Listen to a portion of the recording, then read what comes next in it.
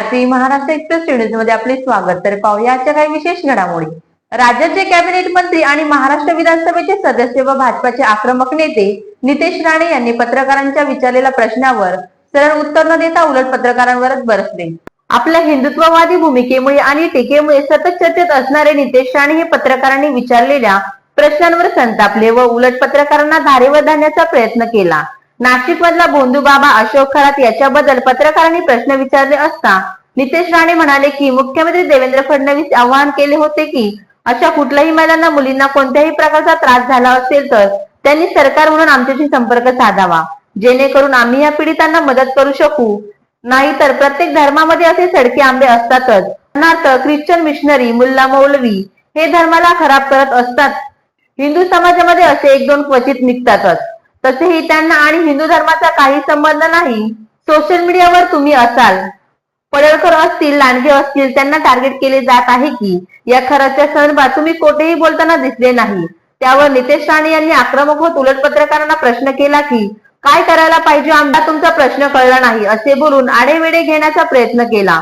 अन्य ठिकाणी जाऊन तुम्ही भाषणामध्ये खूप काही बोलतात, मग खरात प्रकरणी का नाही बोलत असे पत्रकारांनी विचारले असता ते म्हणाले की सोशल मीडियावर सगळ्या प्रकारचे प्राणी असतात, त्यात काही असे काही लोक असतात की मुसलमान समाजाबद्दल कुठे काय झालं तर कोणत्याही बिळात जाऊन बसतात, हे आम्हाला चांगले माहिती आहे। प्रत्येक हिंदू धर्माला बदनाम करण्यासाठी काही लोकांना खूप आनंद होतो। जेव्हा हिरवे साप वळवळतात तेव्हा त्यांनी थोबाड उघडावे।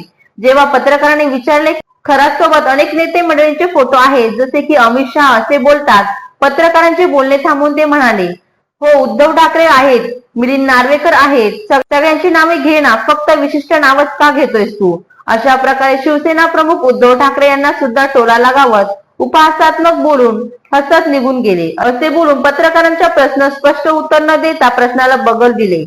आडेवेडे घेऊन एक प्रकारे पत्रकारांवर तसेच विरोधकांवर रोष व्यक्त करण्यात नितेश राणे यांनी प्रयत्न केला।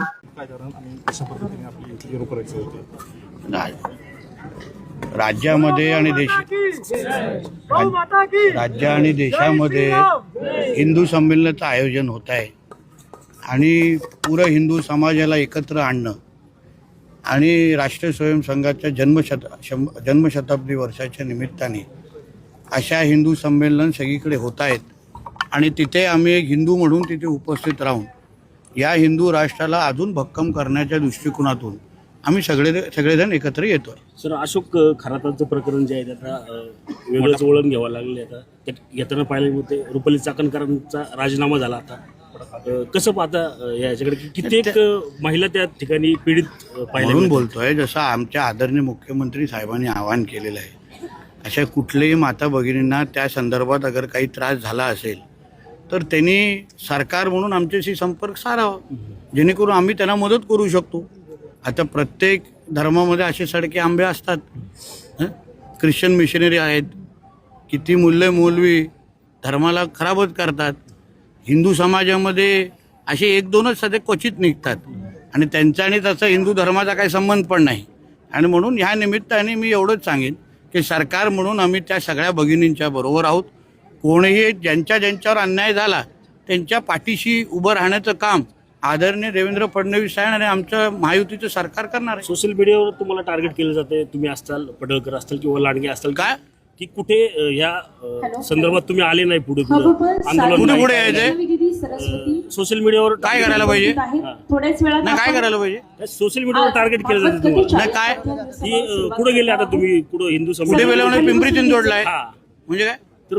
तर मला तुझा प्रश्नच कळला नाही, कसलं टार्गेट? तुम्हाला टार्गेट केलं जातं की तुम्ही अन्य ठिकाणी धर्मीयांच्या ठिकाणी जाऊन भाषण घेता, इथं खरातांच्या वेळेस मात्र तुम्ही कुठं काय बोलता? आता बोललो ना, तुझ्या प्रश्नाला उत्तर तर दिलंय ना। सोशल मीडियावर तुम्हाला टार्गेट केलं जातं। सोशल मीडियामध्ये सगळ्याच प्रकारचे प्राणी असतात, त्याच्यात काय? लहान मुलीवरती देखील हल्ला झालेला आहे, ऍसिड हल्ला, त्या संदर्भात देखील तुम्ही बोललो नाही, त्यामुळे कुठल्या लहान मुलीवर ऍसिड हल्ला मध्ये हो, माझ्याकडे माहिती आली तर मी बोलणार। त्यामुळे माझ्या जिभेला हाड नाही बाबा, माझ्या जिभेला हाड नाही, त्याची तू चिंता करू नको। माझ्याकडे माहिती आली ना, मी निश्चित बोलतो, मला काय प्रॉब्लेम नाही। एकंदरीत पाहिलं तर मोरे गोसावी या आरक्षित जमिनीबाबत आपण पण असे काही जे लोक आहेत, तिथं विषय संपवतो, असे काही जे लोक आहेत जे मुसलमान समाजाबद्दल अगर काय झालं ते खूप लोक किती बिळामध्ये बसतात आम्हालाही माहिती आहे। फक्त हिंदू धर्माची बदनामी करण्यासाठी काही लोकांना फार एकदम गुदगुद्या येतात ज्या आता होत आहेत ना, त्यांनी तसंच सर्व धर्म समवायाची भाषा करतात ना. हां, मग कोण जेव्हा हिरवे साप वळवळतात तेव्हा पण त्यांनी जरा थोबाड उघडावं. बोला. मोराव गोसावी येथील आरक्षित जमिनीबाबत आपण पाठपुरावा करणार होते, नक्की पुढे काय झालं? माहिती घेऊन तुला सांगू शकतो. आता माझ्याकडे त्याची माहिती नाही. ते परत गेल्यानंतर काय माहिती मी मागवलेली, नंतर माहिती देतो. खरातांसोबत अनेक मोठ्या राजकीय नेत्यांचे फोटो देखील समोर येत आहेत. हो. अमित शहाजी असतील किंवा उद्धव ठाकरे, अनेकांचे फोटो उद्धव येतात. ठाकरे आहे, राजकीय मिलिंद पाठबळ- नार्वेकर आहे. तू सगळे नावं घे ना. विशिष्ट नावं काय घेतोय तू? राजकीय सगळे आले ना. विशिष्ट नावं काय घेतोय? नाव नाही घेतले मी. राजकीय नाव सगळे घे, आले. सगळ्या घ्यायची तर सगळ्यांची घे. सगळे राजकीय काय काय जे राजकीय त्यांचे काय फोटो काय म्हणजे आले. नावं घे. नाही. मी जे घेतलं ते घे. चल काय उगायचं काय.